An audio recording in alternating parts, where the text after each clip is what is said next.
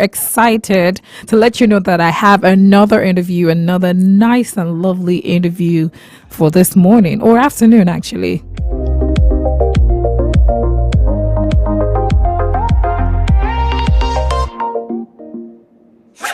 Remember at the beginning of the week, we did mention to you that it was International Women in Engineering Day. And the theme for the year of International Women in Engineering is Enhanced by Engineering. Now, this year's theme is aimed to highlight the significant impact that engineering has on the world and the critical role that women play in shaping the future of engineering and the world at large.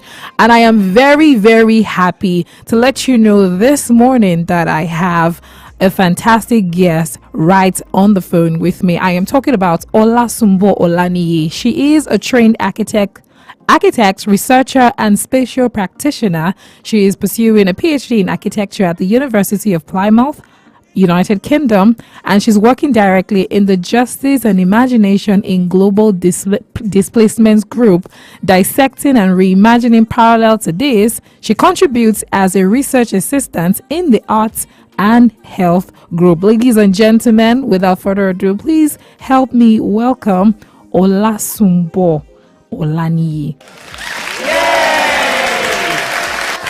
Hello, good afternoon. How are you doing?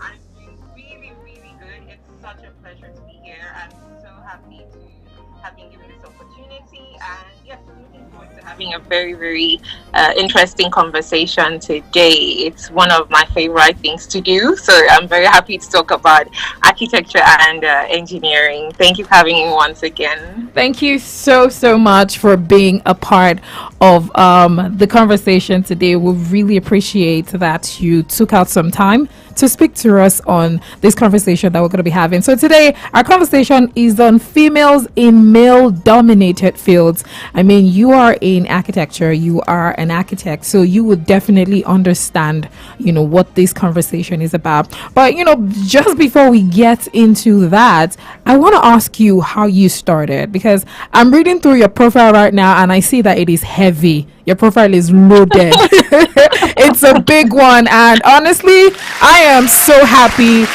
to acquaint myself with you. It's such an amazing one. It's so good to see women, actually doing so much for the society, for the community, and to contribute so much and to also inspire, other people. But I want to get your background. Like, how did you start? How did you decide that, this is what I'm going to do? This is where I'm going to, do. This is where I'm going to start my career. This is like, how did you get to the point that you're at right now? Okay, well, thanks for the accolades concerning my bio. It's been years of work, and I'm pretty privileged, and I'm very happy that I've been able to achieve that much. But like you rightly said, it didn't just start today. When I backtrack, I think for me, it very much when I was a child, and I remember that. As an I think in my early preteens, right thing to say, in my early preteens, okay. My dad used to take myself and my sister on visiting trips, and not just visiting trips to like the contemporary spaces. We would just visit estates across, Lagos, and I found it very fascinating because we visited. And as a young child, I just really wanted to understand how the structures were put together. I had so many questions regarding the materials. I had so many questions regarding the size. And I was just very fascinated as to how people worked and moved around on site. For me, that was really where the whole thing sparked, and it's picked off ever since then. So yeah, it's as a child, I would say that's been the starting point for me in pursuing architecture. And this is not to say it's not been challenging. It's been challenging. Sometimes you set out with an ambition or a goal, and life happens sometimes that wants to sway you off that path. But being resilient, dedicated, and knowing exactly what it was I wanted, I think for me was really helpful along the way as well.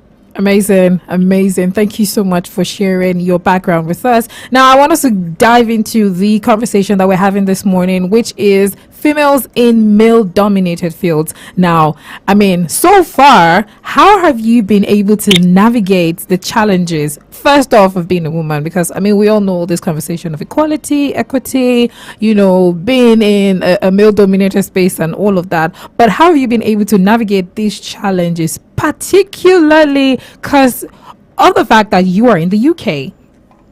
Yeah. No, the challenge is question. And the challenges are a notch higher when you're female and when you are a black female. So there's the dimension of gender that comes, dimension that comes in as well when you are in a foreign country. And then there's also very, very complicated, but not to say that it's not achievable. And I've been able to scale through most of these challenges by primarily having mentors. I've been very fortunate to have mentors around me who have very much dedicated and committed to ensuring that remained in the industry, and that has been very relevant for me because I think who are in the system and they've amassed experience, they can guide you and they can support you so you can potentially avoid pitfalls or problems that they perhaps encountered in their own journeys.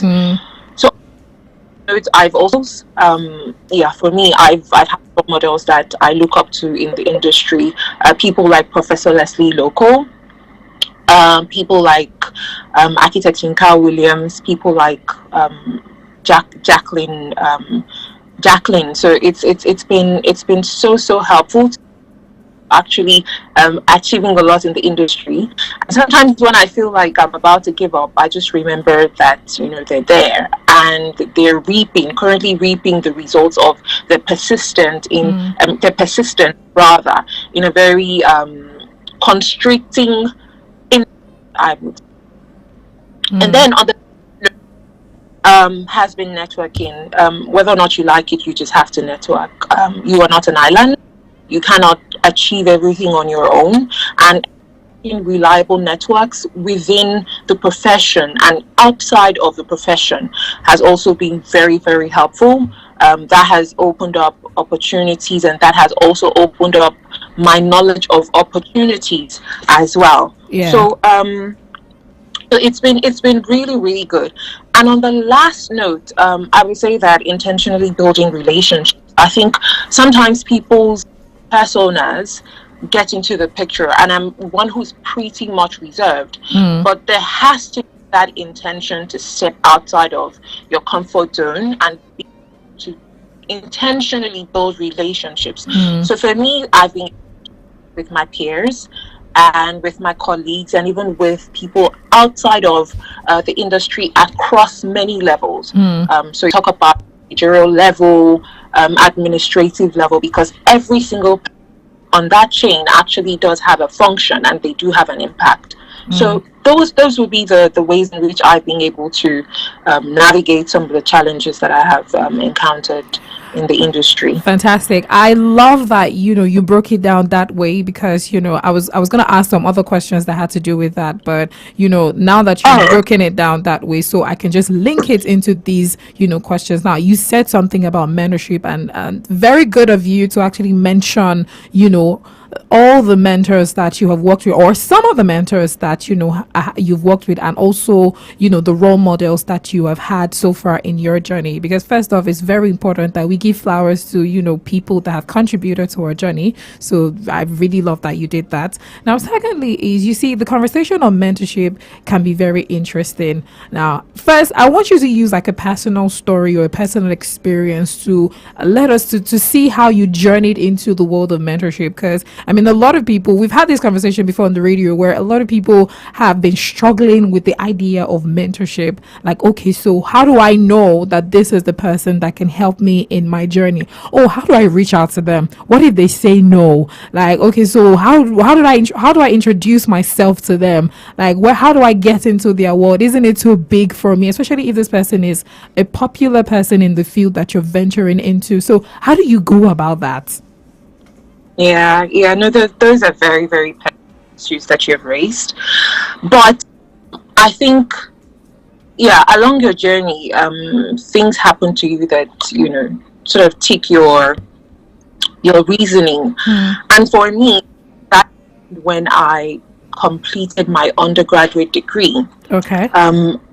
yes, I just knew that I wanted something different from what I was being offered. Hmm. And so I did some research, and then I found institutions that aligned with my interests. I also found people that aligned with my interests. And what I did was to follow both closely. Hmm. So I followed the institution, followed the work that they did, interacted with it, and I really learned a lot. And then for the role models, sometimes you have role models that you can access, sometimes you don't have. But I implore you to make the best opportunities of both because they're very valuable. So I followed closely some of them. On the opportunity came to interact with them physically. I reached out, and I reached out into thing was to embrace volunteering. Yeah, so I started volunteering in a number of their initiatives, and in volunteering in one of the initiatives, I got access to them, Okay. and I was also able to contribute. I was able to offer value, and they were able to recognize the value that I was giving out. Okay. I was also able to get in contact with them. So that was something that I did. And then on the other hand was to believe in my abilities and confidently reach out to people. I think we all struggle with rejection, but sometimes it's life. So you just be confident, reach out, make sure that the quality of your work is top notch, and yeah, just relax and wait for people to reach out to you. And I've been fortunate that, in even just reaching out to people, I have gotten feedback from them. So I think that we sometimes over things, and you self counsel, you're doubting yourself, you're thinking, oh, this person will respond. But then I shifted my perspective to what if the person responds? There's also a 50 that this person responds. What am I going to gain if I don't step out? And then what am I going to lose if I don't step out? The worst that's going to happen is, oh, I'm unavailable to help you. But even in them saying they're unavailable to help you, there are ways in which you can navigate it and ask them for further referrals or further assistance. And you find that people are actually very happy to help. Yeah. So they might not be the ones who are available to help you, but they can always point you to somewhere else or somebody else. So those are the ways in which being able to really maximize mentorship. Found it to be a very valuable asset for me and even for my career. Yeah, I honestly, I'm really enjoying this conversation that we're having because I'm learning so much. You said something about, self-canceling, and I think that's where that conversation of imposter syndrome also comes in somewhere, and all of that. Because I mean, there are times whereby, you've thought about, and then okay, you said something about overthinking it too. I mean, there are times whereby you're like, this person, oh, they're popular, oh, they're busy, they're big, they're up there, and if I reach out, they may not respond to me, I may not have access to them. But you breaking it down this way, you said something about volunteering, which is so good, by the way. It is really good because at times whereby you may have to be in their space, let them see that you can offer a certain value, and then once they recognize it, and they can actually if they want something like this, I mean, they can also approach you, and it works. Really, it does work. Thank you so much for sharing that. Really, absolutely correct. It does work. The thing I've also found about mentorship is that sometimes some people are in the limelight, sometimes some other people are not in the limelight. Does it reduce the level of achievement? No, it doesn't. You have to your assignment and find the right mentors. And interestingly, for some people, their mentors might not be in the limelight. So you have something that you are very passionate about. You take the onus and you take the initiative to step out to ensure that you achieve what you have set your mind to achieve. So in the best way that you can. and just rely on, them also helping you as well, like I previously said. Amazing. Now, I want us to talk about architecture for a bit. Now, somebody that wants to, become an architect, a young female that wants to become an architect, but this person, she is going through so much thought, so much. She doesn't know what to do. She doesn't know where to go. She doesn't know how to start. How does she start? Yeah, that's a very tough question, I must say. But yes, in Nigeria, we always say that no matter how big an issue is, you start from somewhere. Yes. So the best thing that I would do is to encourage him or to encourage her. You see that boosting confidence does a lot, and sometimes people are at that point losing confidence. Like you rightly said, there's the imposter syndrome, overthinking their skills, self-doubt gets in. But one thing I've come to understand is every single person is creative. There's somebody that's creative. You just need to tap into your creative juice. Okay. And you need to be in the right environment to be able to tap into that. So what I would say is be encouraged, be confident, work on your life that would shake you, but being grounded internally, first thing and the best thing that you can give yourself. Yeah. And then you can out. And then the second thing I would say is seek out opportunities to learn. Absolutely nothing is wasted. Every single thing is material.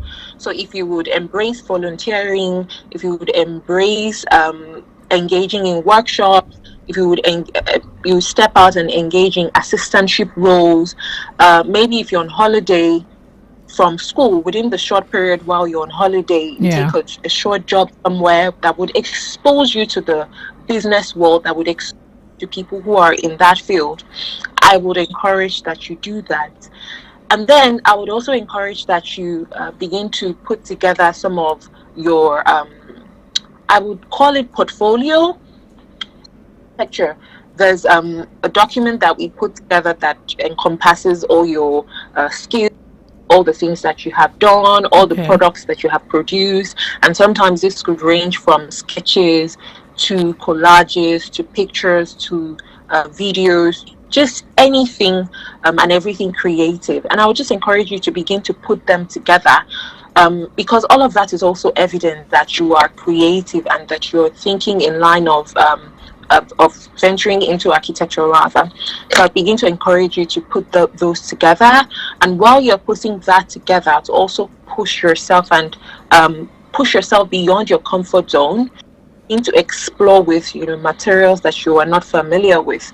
So for example, if you're one who is very good in sketches, you might want to begin to venture into painting, maybe painting with acrylic, painting with watercolor, to expand your skill set and your mediums of presentation, because all of these things are things that come in very handy in architecture. And and I think I mentioned one before, is to seek out mentors. Just find mentors, find them. And nowadays technology is available, so you can find people on Instagram, you can find them on LinkedIn, and them on Twitter. I'm very specific about those platforms, because those are the platforms that put out information regarding profession, regarding the career, regarding all of those. Find people who are in those spaces, and don't be to them.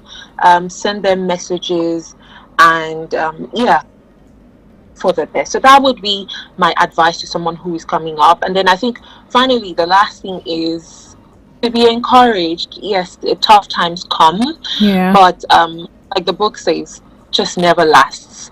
So tough people will be the ones that stay. The whole process is meant to make you better. Enjoy the process while it's on, and hope for the best. Amazing.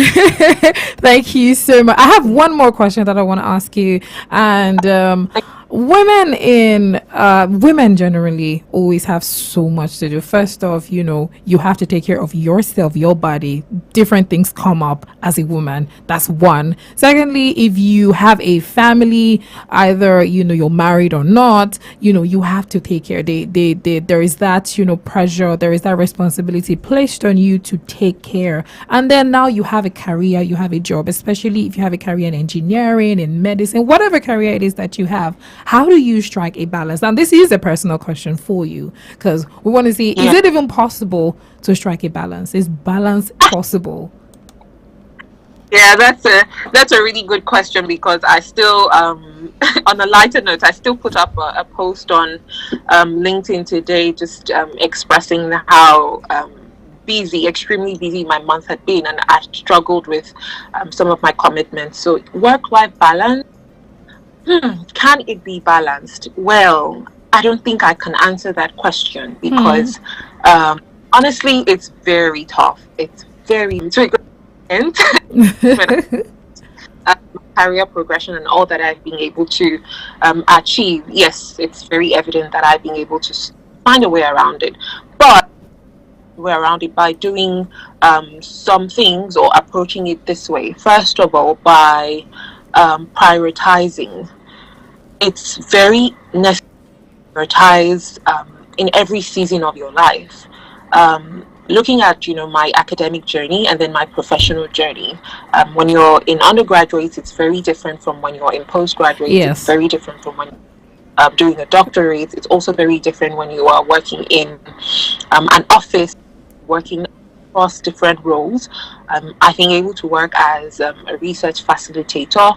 I've worked as an operations lead professionally. I've worked as a project management professionally before venturing into the academic world, and now I'm working as a research specialist. So times and seasons change, but one thing that will really help is being able to prioritize across these different seasons and across these undulating times. If you're able to prioritize, then you're able to share your strengths and also identify your weaknesses along the way. So that has been that I've been able to do. Then secondly, I've been able to set clear boundaries. Friends and the people who would be like, "You're so strict. We call you at a particular time and it doesn't go through," and that's because I activated a do not disturb. So when it gets to 9 p.m., my phone just shuts down. Wow. So I have time to do certain things. Yes.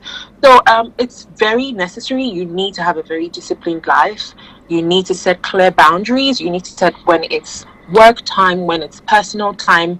You need to also apart from that, which will take me on to the third thing, you need to also be very much self-aware. Okay. You need to you need to know your triggers. You need to know when in the time of the day you're at your best. You need to know when you're strongest. I would say, and knowing your also plan around that, because that would increase your productivity and your efficiency. What I've been able to do, and identify when I'm strongest, because architecture and engineering can be very demanding, and the style is, oh my god, it makes you become a workaholic. Yeah. If you are not careful, you would be burned out, because you wouldn't have a sleep life, you wouldn't have a work life, you wouldn't just have anything. Yeah. And you function as a human being, you need to sleep, you need to do certain things. So when you're very much aware, you know that, oh, I'm a night owl, or I function best during the day, you're able to prioritize and get your work done. Yeah. And then finally is being able to prioritize self-care, the times when you need to just shut down.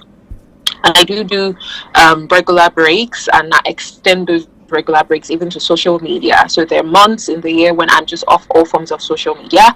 I just delete all the social media apps to just reconnect with nature, and I go on a lot of hiking, I go on a lot of walks, I go on a lot of visits to just myself, and I go on a lot of retreats as and I also engage in exercise. So those are the ways in which I've been able to balance the demands, and notwithstanding that I really do have a very good support system.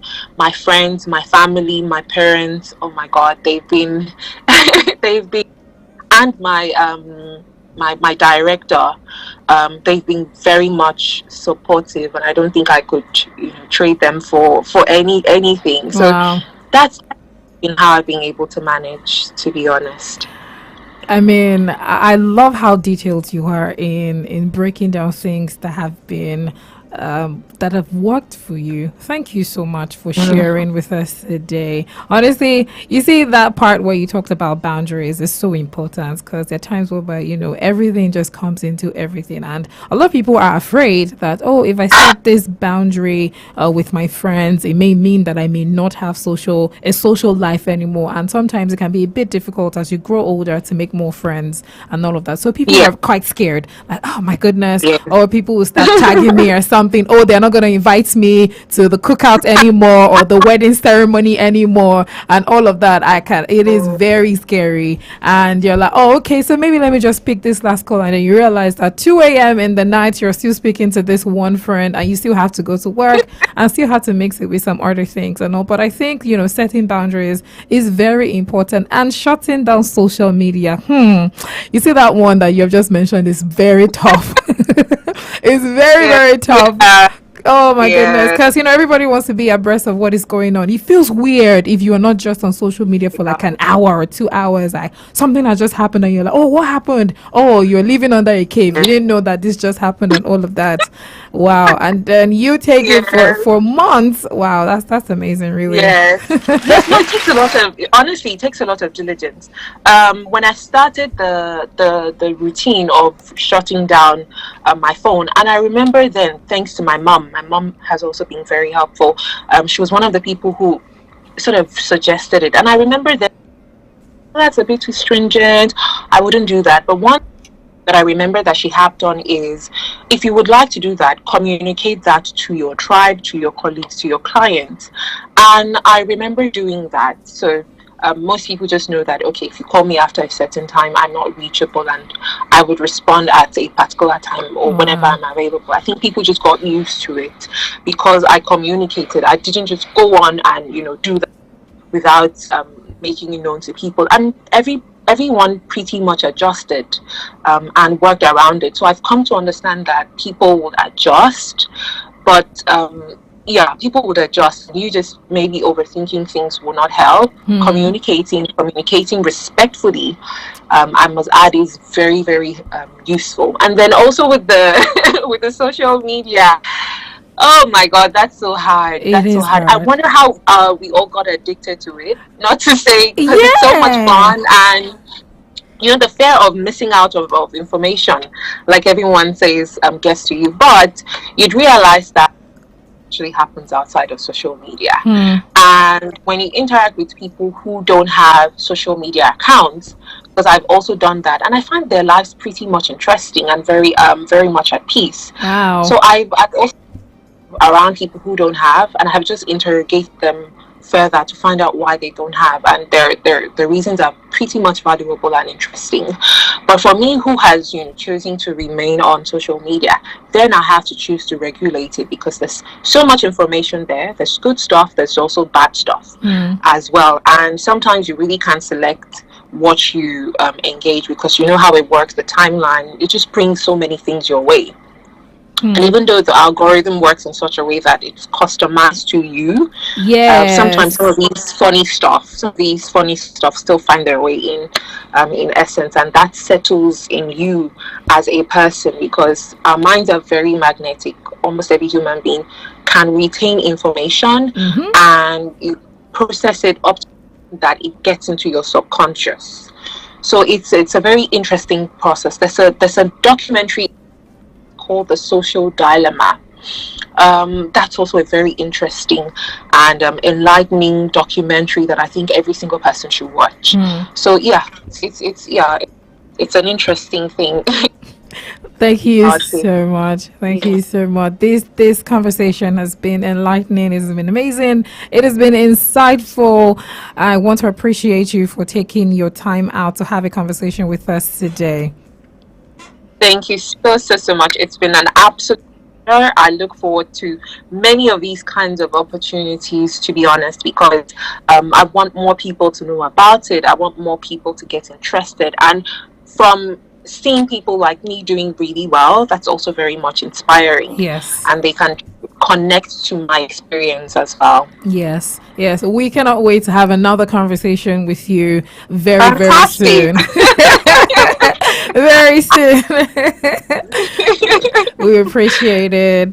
All right, ladies and gentlemen, you just listened to the conversation that I just had with Olasumbo Olaniyi. She is a trained architect, she's a researcher and a spatial practitioner. I want to say thank you very much one more time for spending some time with us just to enlighten us on the conversation of females in male dominated fields. I mean, I love that you were able to break down how you can find your way into these kinds of communities, how you can get yourself mentors, why you should network, and also why you should volunteer sometimes when you want to get a mentor. Because I mean, sometimes people want to see what kind of value you bring on the table. Exactly. It's very, very important. I really did learn, and I love the fact that you mentioned the part about boundaries. I've written it down, and I'm gonna go and practice it too. Creating boundaries, setting time out on social media, because sometimes you can spend 2 hours and you just don't know that time has gone, and you just realize that you were just cackling and laughing away something that you could have, you use that time for something else. It's quite interesting. But thank you so much. Do enjoy the rest of your day. I will. Thank you so much. It's been an absolute pleasure once again, like I said. And yeah, conversations. I think we need to embrace these kinds of conversations and just keep them running. Yes. As well. So big ups to High Impact for this initiative. It's amazing. Well done for the work that you do. Thank you so much. Goodbye. Enjoy your day. Bye. Enjoy yours too. Thank you.